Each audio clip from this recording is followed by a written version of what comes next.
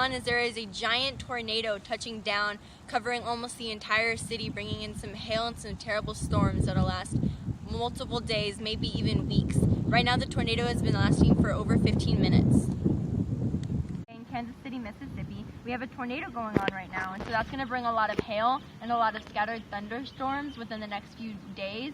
Right now, it is covering almost the entire city. The hail is dropping in the middle of downtown Kansas City, Missouri, and I would say in the next couple of days it's going to start moving more northeast or northwest, depending on which way it starts to spin as it keeps going. Right now, what's going on is the warm air and the cold air are meeting up and staying right here, so the thunderstorms will be lasting a couple days, but the tornado will only last about 1 day. Here behind me, you'll see a clip of the tornado.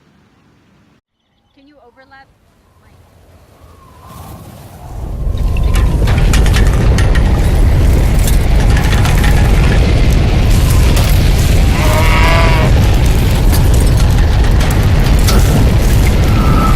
The forecast for today and the next couple of days. Today, we still have the thunderstorm going on.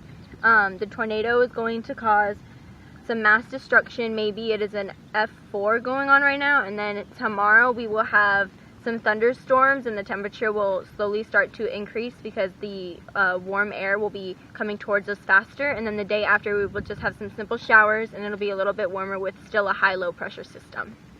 So today's national weather report is by me, Alina. So in the central states we are experiencing a lot of rain.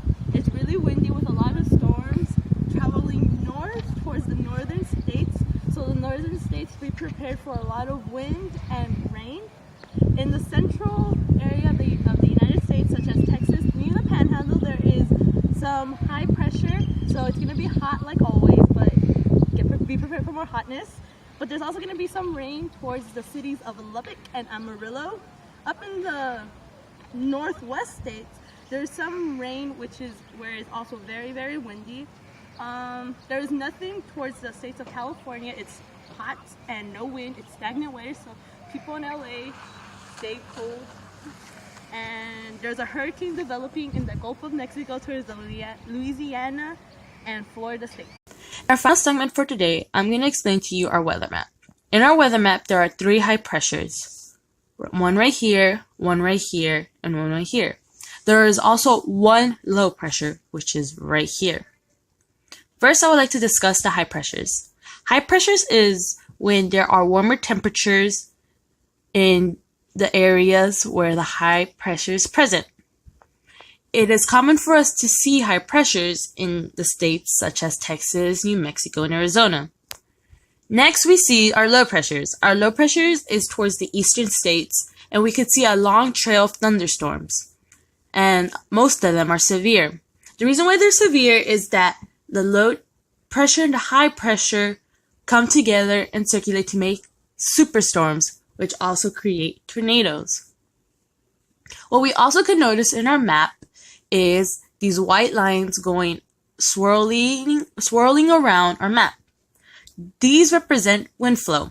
The closer the lines are together, the more wind there is. The further apart they are represents less wind. So as we can see where the higher pressures are, there is not a lot of wind flow. What is also on our map that is not depicted right now is a hurricane forming in the Gulf of Mexico, which is common because there is warmer waters to fuel the hurricane.